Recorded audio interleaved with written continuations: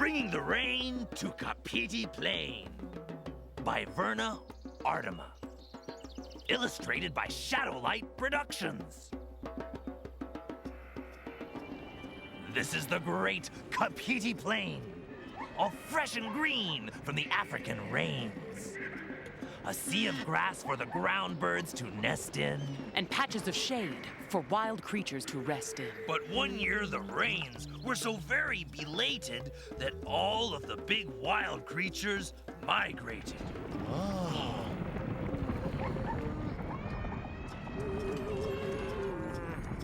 Then Kapiti helped to end that terrible drought.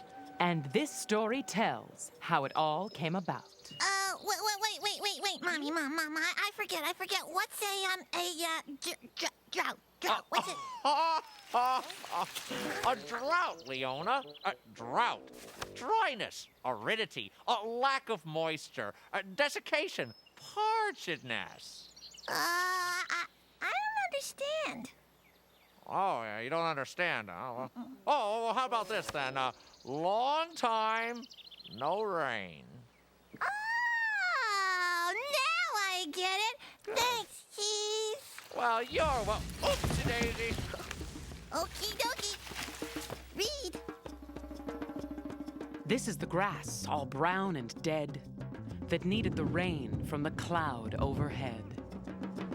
The big black cloud, all heavy with rain, that shadowed the ground on Kapiti Plain. This is Kapiti, who watched his herd as he stood on one leg like the big stork bird. Kapiti, whose cows were so hungry and dry, they mooed for the rain to fall down from the sky, to green up the grass, all brown and dead, that needed the rain from the cloud overhead. The big black cloud, all heavy with rain, that shadowed the ground on Kapiti Plain. This is the eagle who dropped a feather that helped to change the weather. This is the arrow Kapiti put together with a slender stick and an eagle feather. This is the bow, so long and strong, and strung with a string, a leather thong. A bow for the arrow Kapiti put together with a slender stick and an eagle feather. This was the shot that pierced the cloud and loosed the rain with thunder loud.